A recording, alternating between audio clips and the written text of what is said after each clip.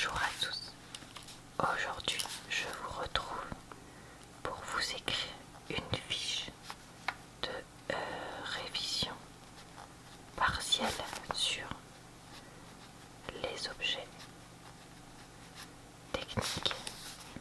Et c'est donc de la technologie pour le brevet. Je me dis que ceux qui révisent pour le brevet, ça peut vous servir. J'ai récupéré cette fiche de révision sur le site étape.ac-poitiers.fr/col-charroux. Donc je suppose que c'est le site du collège Charroux. Donc le premier point, c'est l'évolution des objets. Tiens, on va mettre deux traits là et un trait en dessous.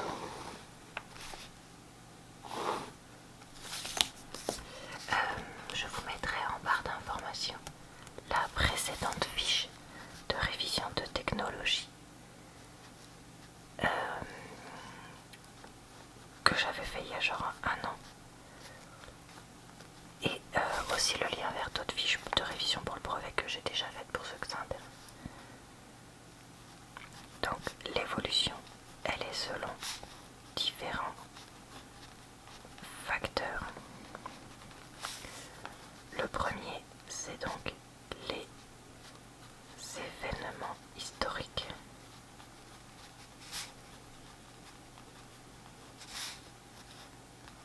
Ils prennent l'exemple de l'habitation, donc avec la grotte préhistorique, la villa romaine, la cité fortifiée du Moyen-Âge pour se défendre, les grands immeubles comme l'immeuble Le Corbusier se loger pour beaucoup, et la maison Dôme actuelle, donc pour adapter sa position à la position du soleil.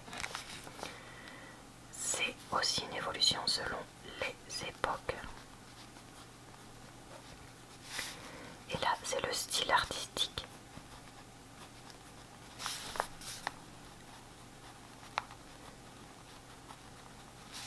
Et les matériaux qui vont être différents. Comme par exemple, pour les meubles, on va avoir un fauteuil en bois et tissu style Louis XVI, un fauteuil en métal et en sky dans les années 60, un fauteuil en carton en 1972, etc., etc. Et enfin, du coup, selon le contexte social et économique. Donc l'urbanisation, les transports et la production de masse. Alors, urbanisation.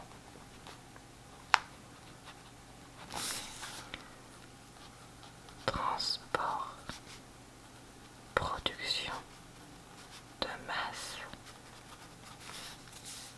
On permet la naissance et le développement de grands magasins. Donc, développement grand magasin. Demain peut-être disparaît votre ville au profit de l'achat en ligne et la livraison par drone. Disparition, ça je peux le noter parce que c'est clairement ce qui se passe actuellement. Disparition. Achat en ligne.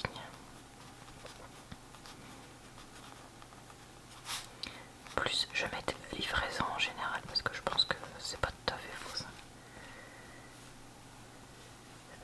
Donc ils évoluent vraiment selon ces trois points là. Ensuite on a grand 2 les impacts sociétaux et environnementaux dus aux objets.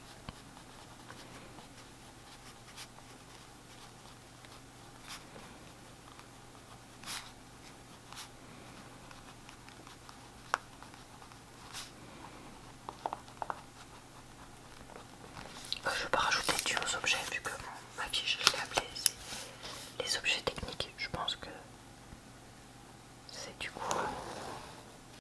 Alors, l'environnement naturel et humain est impacté par l'augmentation de la production et la consommation d'objets. Donc, impact, augmentation de la production et consommation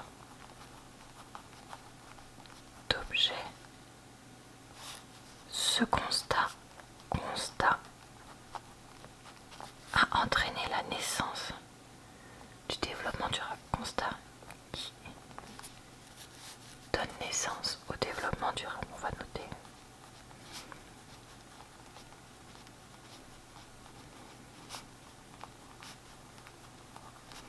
Développement durable. Alors, les trois piliers du développement durable. Attendez, piliers, je ne sais jamais si ça prend un L ou deux.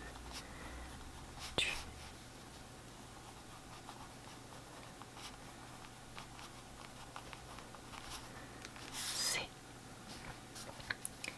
environnement. Est-ce que je fais le petit schéma en fait? Je suis en train de me dire.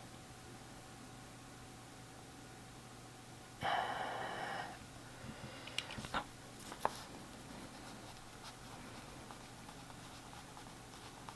Environnement social et économie. Il faut vraiment qu'on ait ces trois éléments-là pour que ce soit le développement durable. Exemple, l'éclairage public allie le développement économique et social au respect de l'environnement. Donc avant, on avait des becs à gaz, ensuite l'électricité et maintenant les énergies renouvelables. De même, l'obsolescence programmée. Alors, ça on va le noter. PB, donc problème de alors attendez, obsolescence. Je me suis mis à écrire hyper gros. Programmé. Donc, c'est quand l'objet se retrouve bloqué de façon exprès par les constructeurs pour qu'on en rachète un autre. Donc ça entraîne une surconsommation.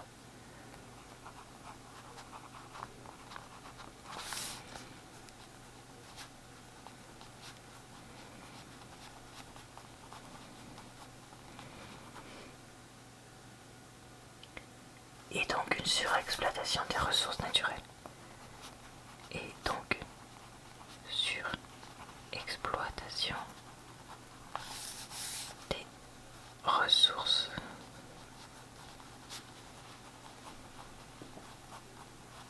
naturelles qui sont du coup nécessaires à refabriquer un deuxième objet. Donc le développement économique actuel, il est essentiellement basé sur l'exploitation de ressources naturelles non renouvelables.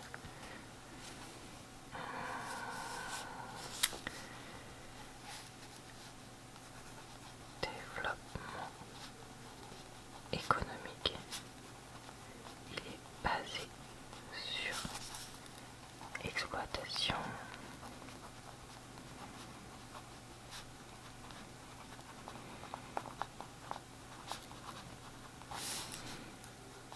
naturelle non renouvelable, comme les minerais, le pétrole, etc.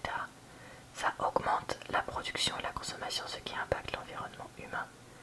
Notre croissance a fortement accéléré sous ce phénomène. Les effets observables ont conduit les dirigeants politiques à une prise de conscience, donc avec le développement durable. Donc là je vais noter prise de conscience,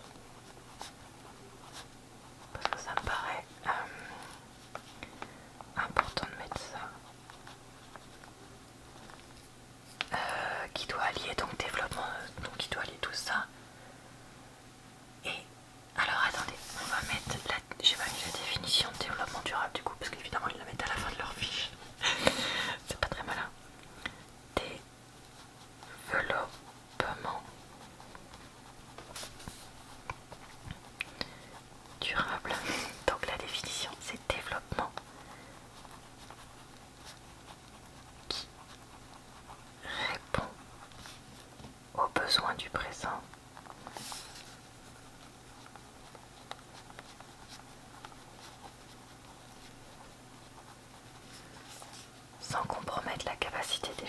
en futur.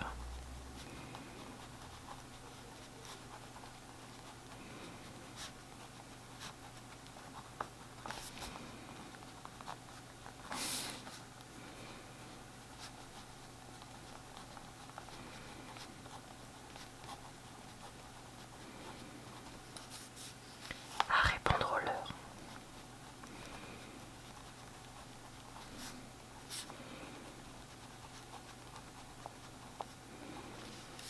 Et enfin, donc je vais pas faire toute la fiche, je vais m'arrêter au grand 3, le cycle de vie d'un objet.